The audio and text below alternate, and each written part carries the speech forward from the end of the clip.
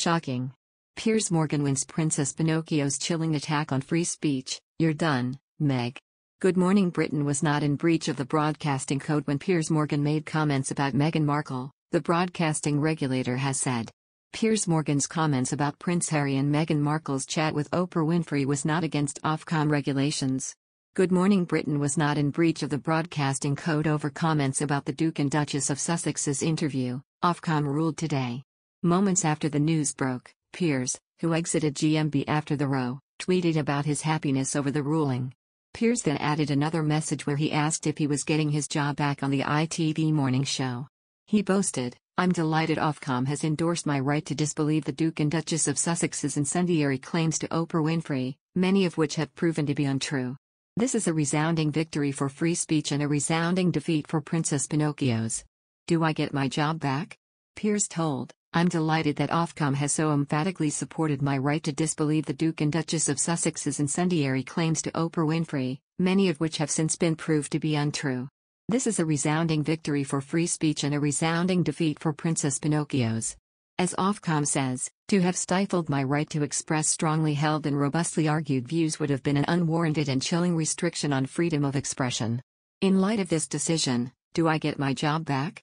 He continued, "I was reliably informed recently that the Duchess of Sussex wrote directly to my ITV boss Dame Carolyn McCall the night before I was forced out, demanding my head on a plate.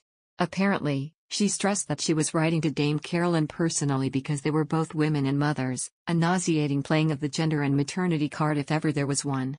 What has the world come to when a whiny fork-tongued actress can dictate who presents a morning television news program?" An Ofcom spokesperson said of the decision to clear Piers, "This was a finely balanced decision. Mr. Morgan's comments were potentially harmful and offensive to viewers, and we recognize the strong public reaction to them. But we also took full account of freedom of expression. Under our rules, broadcasters can include controversial opinions as part of legitimate debate in the public interest, and the strong challenge to Mr. Morgan from other contributors provided important context for viewers. Nonetheless, we've reminded ITV to take greater care around content discussing mental health and suicide in future. ITV might consider the use of timely warnings or signposting of support services to ensure viewers are properly protected." After the ruling, Susanna Reid shared her support for ex-colleague and good pal Piers.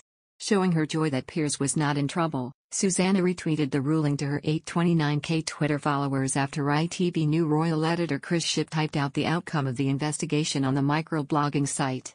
Ex-newspaper editor Piers landed himself in hot water with the regulator in March when he said he refused to believe comments made by the Duchess of Sussex during an interview with Oprah Winfrey were true. Meghan told how she struggled with her mental health while working as a senior member of the royal family and had been subject to racial discrimination in the royal family. Ofcom confirmed that 57,121 people, including Meghan herself, had submitted formal complaints over the presenter's comments about her. Piers sensationally quit his GMB role after bosses told him he must apologize for saying he did not believe the things Meghan and her husband Prince Harry had said during their sit-down with Oprah. The TV segment, that saw him storm off in a huff when quizzed by weatherman Alex Beresford, went on to become the most complained about TV moment in regulator Ofcom's history. In June he said that being told to apologize to the Duchess of Sussex was farcical.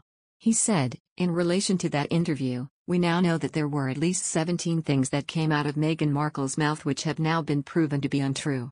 So I don't know at what point I'm allowed to not have to apologize for disbelieving somebody who is palpably a liar."